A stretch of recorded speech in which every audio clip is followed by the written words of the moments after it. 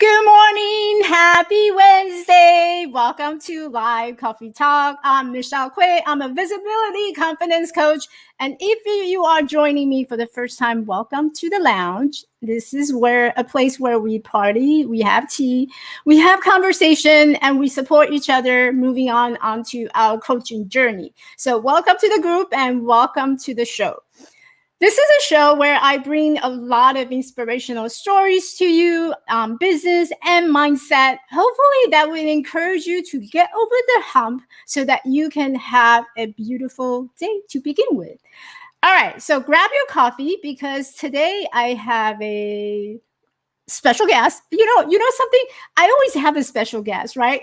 Yeah, you guys are all special to me. And it's been a privilege to know all of you. And today is no exception. I am going to invite Russell to be on the screen in a moment. Russell is a good friend of mine. We met during my very darkest moment. He may not know this, but it was during my darkest moment where I walked into the gym, and the gym actually completely changed my life. And it got me to hike Machu Picchu. And I also was able to make a lot of friends. And Russell is one of my friends. Before I go on, those of you who are new to the group, to be sure, if you're watching this from my private group, make sure there's a little link on the comments below where you can give StreamYard the permission so that I can see your name. Otherwise, if you make a comment, I won't be able to see your name.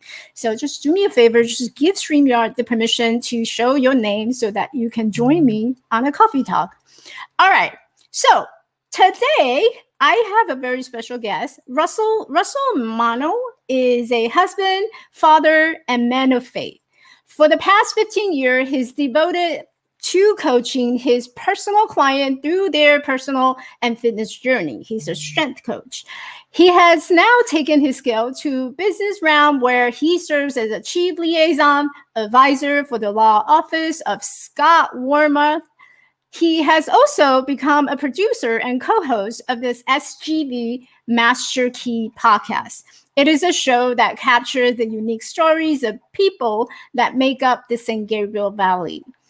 Taking appropriate, Russell said, this is definition of bravery from Russell.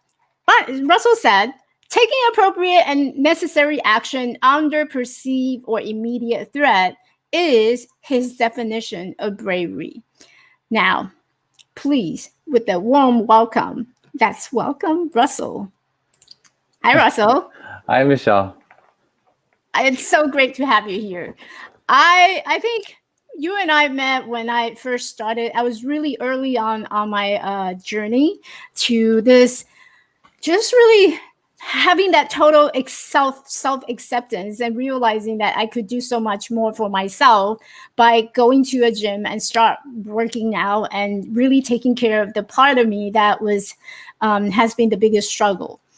And I remember our friendship started at the gym where I started to get to know you. We hung out a couple of times. And recently I noticed I came across your podcast. Yeah. Tell us about your journey. So the journey of the podcast actually started with the loss of every single income stream immediately. And so in March of 2019, the gyms were shut down. And so linked to the gym was my maybe two other businesses and also my YouTube business. Everything just flatlined. And that was a really scary time for me. I spent the next 65 days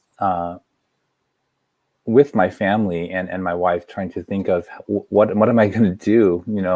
Not really waiting for things to come back online, but seeing what I could do. And I came across a course that was, usually charged, but it was being offered for free during that time called Smart from Scratch by Pat Flynn. And the course challenged me to imagine my life in 5 years and then these different areas. And it was one of the exercises was to have a conversation with a friend at an airport.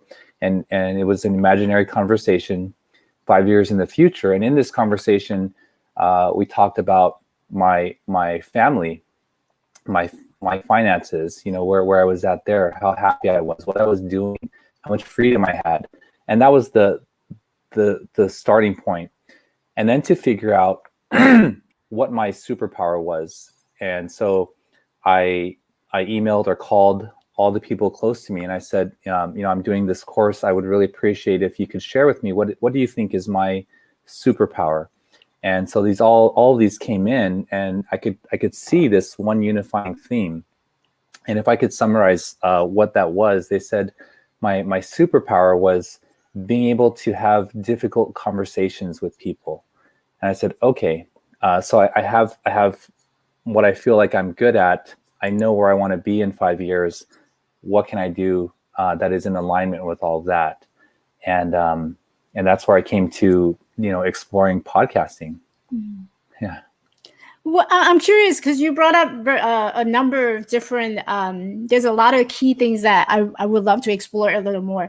Number one is you brought up the fact that it was an imaginary conversation. Who did you, I'm interested to hear, who did you imagine having this conversation? What was that person like? I didn't have anybody in mind, but just someone close enough where someone that we were surprised and we're catching up. So it must have been someone, meaningful to me in my life, or someone in the past. Yeah. Mm-hmm. That we would have at least this deep conversation. Is it a man or a woman? I don't know. Remember? Yeah. I'm asking because I think one of the struggle for a lot of people, especially in my industry, coaching industry, is that they're having trouble identifying their ideal client. And if you read a lot of books, they talk about ideal client being that one person that you come up with, that who you want to work with, and you're having a conversation with them. And for me, to be honest, I have trouble imagining a friend because I never grew up playing with imaginary friend. So I was struggling with the fact that I don't know who I'm having a conversation with. So how do I know who my client is?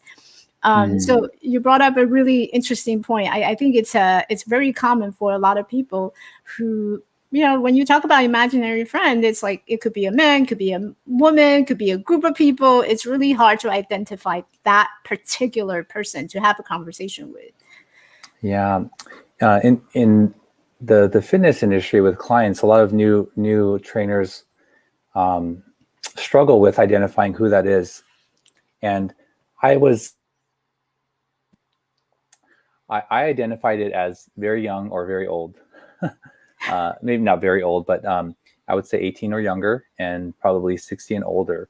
And the common thread between those ages was that they are very coachable, that they are very willing to accept influence more easily than the group in between. Not that the group in between is not, but generally, younger people I found able to affect influence with, and then the older people are very, very invested in their health. So yeah.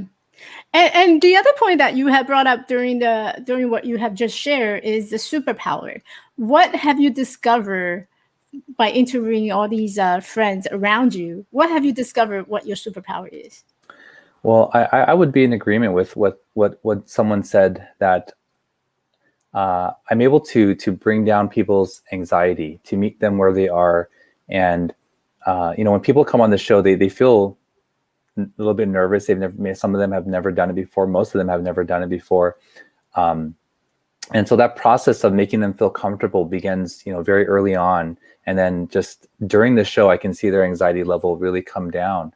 And it doesn't feel like a skill until someone points it out. But when people leave and they say, oh, I really enjoyed that, and that was really fun, and they have a positive experience, and I feel like the skill that people perceive me to have is actually coming out. Mm-hmm. Yeah. I think it's incredible for someone to be able to create the space for another person. And personally, I feel that a lot of us, we're looking for that connection with another human being, and was seeing that person as eye to eye rather than, oh, this guy has a podcast, it's great, I don't know if I can be on his shows, I don't know if I can do this. Instead of having that anxiety or nervousness about having a conversation with someone, you have that ability, and this is your superpower. I remember going on to your show, and you were creating that space for me, and I really appreciated it, because I do feel that a lot of podcasters, they haven't really mastered that skill of creating that safe space for people to come in. And let's face it, these type of podcasts were asking people to share something very vulnerable in front of a large audience. So kudos. Yeah. We're just actually, my co-host and I are just being who we are, really, and we're really genuinely interested in people's story, and so it's not fake. Yeah. And we have Maple said, I'm back in the fitness studio. Yes, I'm getting fluffy. Well, Maple, you're here. You're at the right place. You're going to hear a lot of our inspirational talk. So I'm always curious about why people start doing something. So we know that your business was struggling, everywhere on YouTube, on when it got shut down. But what was the reason why you started this podcast? What would this podcast do for you? So I've made this decision in my early 20s that what matters to me is that I have a career that allows me to have time with family.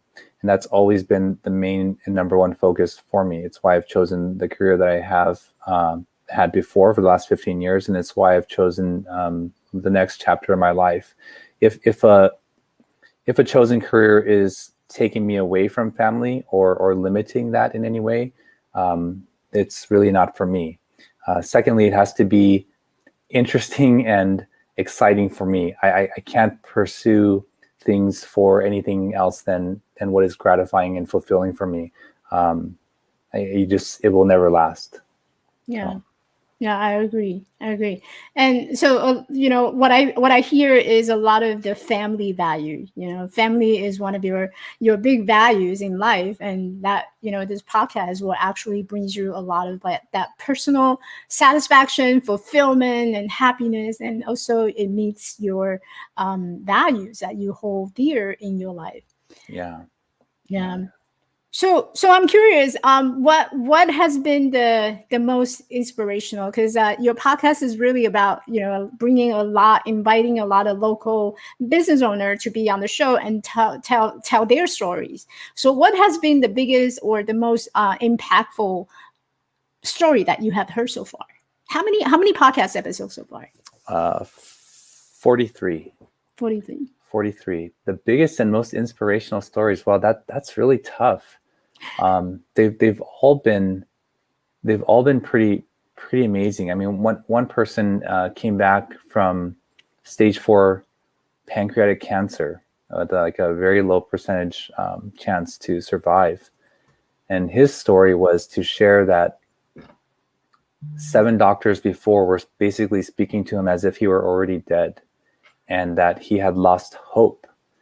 And this one doctor who restored his hope, basically, all she did was just talk to him and, in a way that gave him hope. And that was enough to lift his spirits, to give him something to hold on to. And that was, really, really powerful story. Yeah. Mm-hmm. So 42 episodes, which means that you have met 42 individuals. Sort of. I mean, so some of the episodes were about me, and some were about my co-host, and then we had 2 recap episodes. So episodes recapping, 1 through 20, and then 21 through 40. Yeah. After having these conversations, and one of the things that I know about conversation is the more that we have them, it's really not just learning about the other person, what that person is like, but also throughout the conversation is more about learning about ourselves. So I'm curious, what have you learned about yourself after interviewing all these individuals? Well, if you do a solo podcast, right? So what I learned about myself is, like, I have to be really in tune with my co-host, because as the conversation is progressing, I may be preparing something or have a question in my mind, and he may take it in a completely different direction, and then I need to reset very rapidly. These are things that we have discussed, but maybe our guests don't know. And if you're not in sync, that's very difficult. But my co-host and I are not just strangers. We're friends of nearly 10 years, and we spend a lot of time together. So the dynamic of our friendship comes out, as each show goes on, and it's really nice to see. Yeah. Mm-hmm. Do you ever get into an argument like, Scott, I think it should be said this way? Never. Yeah. Never. Yeah. We've never had that. Yeah. We spend a lot of time though. You've had a trainer, so that hour is very unique, right? And so imagine that times 3 times a week, sometimes up to 7 because we go hiking, times 10 years. That's a lot of time with someone. So yeah. Yeah. I think the best part about having a personal trainer is that this person not only becomes your mentor, this person also becomes your friend. So a lot of time, when you need support and you feel that you don't find any support anywhere else, you can always count on that one person to be there for you and to motivate you to carry on and carry through. Yeah. So that's a very unique, special friendship. And I would hope that every person who is on a journey to really take care of themselves, look around and find that they call it the besties, right? Your business bestie or your life besties who are in your tribe and who can be there to support you. I think it's the most important things or valuable treasures in our life. Yeah. I found those more from reduction than addition. Reducing those who are really not invested or wanting to pursue something deeper with me. Mm-hmm. Mm-hmm. Yeah. One of the word that you had used about you between your relationship with Scott, your co-host, is the word sync. What does that mean to you, to be in sync? Well, I know who he is. I know his values, and that's what is in alignment with me. And I think that is what maintains my marriage and the friendships that I've had for my whole life. Because interests and hobbies, they change, they grow, you lose them, you gain new ones, but the values. So because I'm in alignment with Scott and in our values, it's very easy to know where he's going to go, and then I just know his interest as well. So yeah, I would say the values first, and then the interests. And how much of that would you say you're applying that to the guests that you invite, or maybe working with a client? Have you ever come across clients where, I don't feel that this is the right vibe, and you just turn them away? 100%. Yeah. Sometimes people, when I was still doing being a strength coach, sometimes people assume that just because they have money that they're automatically going to work with me. And I always say, let's set up a time to talk and see if we're a good fit. And immediately that sets the tone, right? That this is not something that you're just going to go purchase, that this is a relationship. So, I'm going to see if this is going to work out. And so, filtering out people who don't fit is very necessary. Mm-hmm. Yeah. So one of the questions that you had answered when you first started the project, the whole podcasting, was envision yourself 5 years from now. So if we were to ask that question here again, now that you have a podcast, it's out there, people can find it, people can listen to it. How do you envision yourself 5 years? Oh, ahead? Well, I envision, greater financial freedom, which allows, more time with my family, that I can work remotely, that I can take great amount of time off at a time, months, and just go places and have as much time with my family as possible. That's really what I'm working towards, and that the work that I do is still fun and interesting. That that I'm still growing and challenging myself and learning new skills. Yeah. Yeah, I think something that we talked about earlier was just setting up the calendar. Yeah. I know that was one of my struggle. I want to take, so I have a tendency to control things, and one of the things I want to control is my time. I want to have full control, take over. I decide when I want to work, when do I want to take a day off. So, that was the first thing I had to learn, is how to use automation to control my time. Mm-hmm. Yeah. I'm a big control freak. So I'm curious, because we mentioned your family a couple of times, and I would love to hear, you have one kid, right? I have 2 daughters. One is 2 already? I remember the last time I spoke to you, you had 1. You only had the first one that was born. Oh yeah, well, one is not my biological daughter, but I refer to as my daughter. So I have an 8-year-old and a 4-year-old. Oh, adorable. So do you talk about your podcast with them? Do they ask? Sometimes they watch it. Yeah, they watch it on YouTube, and they're like, "Oh, there's Daddy on the computer." Or on TV. Yeah. They don't quite understand, but it's exciting for them to see that. Right. Yeah. How would you describe their personality? Are they very different? Oh yes, very different. Yeah. One has had a little bit more challenge in her life, so she's, that's present in her. But she's very strong, very. She's very expressive, and she displays a lot of leadership. She wants to guide others in a certain direction. And my younger daughter is also very strong. Physically also, but she's extremely tender. She's always wanting to share, and you can just see the empathy that flows through her. Yeah.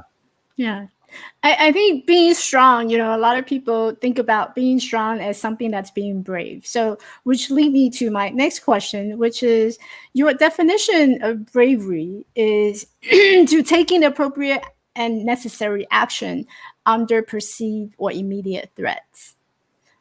Yeah. Tell me more about that.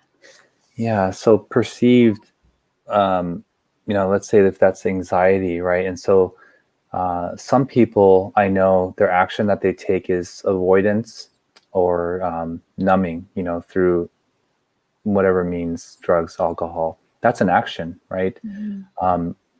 Rather than the direct confrontation of whatever is bothering them. And so I used to be a conflict avoider, and this was partially due to my childhood and how I was brought up. And now I don't like conflict, but I don't shy away from it, because with the people who matter, safe people are always confrontable. So if you cannot, or if you feel like you cannot confront someone, that's something to really look at and consider. Why? Is it them, or do you have an issue with confrontation? And confrontation, in my opinion, will only lead to 2 outcomes. 1, you'll either separate, or 2, you will grow. You will grow together. And so that's something that my wife and I both value. And the beauty of that is that you can return to a baseline that everything is good and well, and you can know that for certain, versus this uneasy feeling that things are not well, and there's still this lingering issue that we've not addressed, which has never served me well in the past. Yeah, I think you said it beautifully, and what comes up to my mind is, every time I see you, you always appear very calm, very centered, very grounded. And I can see how much of that bravery is inside of you, and it's all around you. And this is one of the things that you not just say it, you don't just provide a definition, you're actually living it. And that's what I admire about you.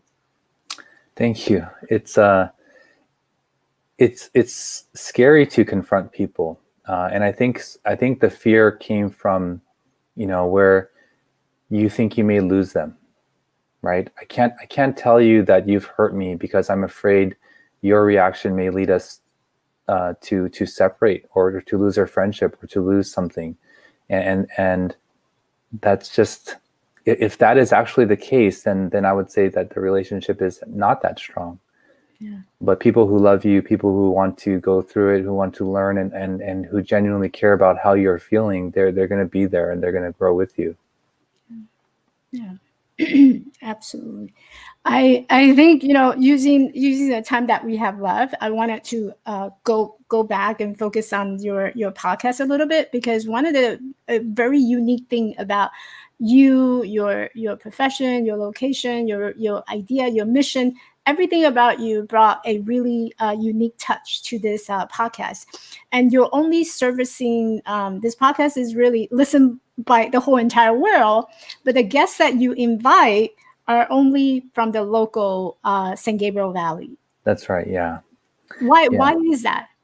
Well, I was born here. I grew up here most of my life. I did live 2 years overseas, but I came back here. I work here, and now I recognize the uniqueness of the San Gabriel Valley, the uniqueness of the people here, the culture, what's very special, and sometimes you need to leave it to recognize how different and special it is, right? When you're just immersed in it, it's hard to see that, but I think that it's very special. It's special enough to want to capture these stories and to share them with other people. And there's such a rich history here, a history of a lot of immigrants who have come here, a history of, the San Gabriel Valley now, for the most part, is I would say, dominated by immigrants and immigrant businesses. And there's just such a wealth of people here that is unique to this area, that and I've been around the world and different states, and there's nothing quite like the San Gabriel Valley. Yeah. I think, I would consider myself kind of grew up here too, because I grew up in New York. I was born in Taiwan, went to New York, spent 15 years in New York, and then came here in California. This is another 15 years for me. So I'm like being in parts of the world. And I would say that San Gabriel Valley is really different and unique. It almost feels like it's a melting pot, like where every culture is here. It's very Yes. diverse. And so you get to meet a lot of different culture, different people, and different inspirational stories. And a lot of them are second or third generation or first generation immigrants. And to see how people have come through this far and continue to thrive, that's incredible. That's very inspiring. Yeah, it is very much so. And all the wonderful food that comes with a place like that. Oh yeah, I can testify for that. Yes.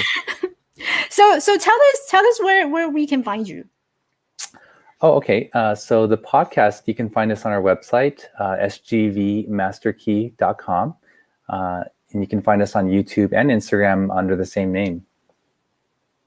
Awesome. And you guys need to search for Russell, follow him. He's doing a lot of great things, and there's a lot of other great things that he's working on. He's gonna surprise you very shortly.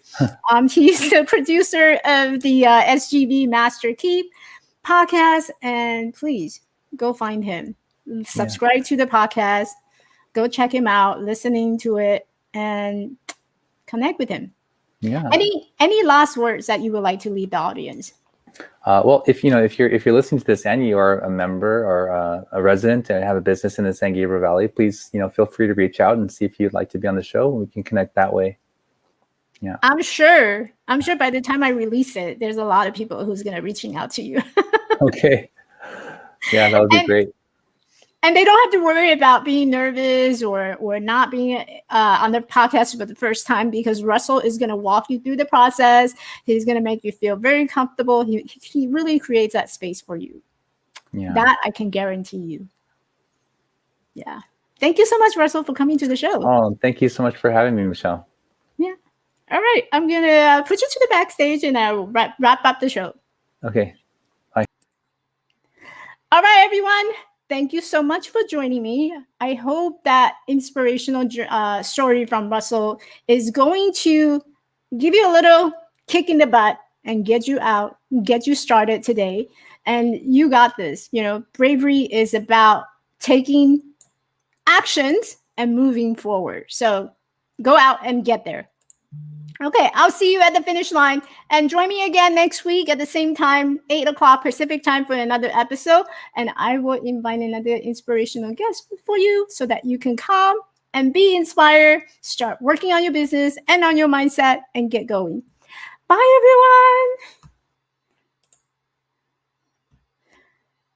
everyone.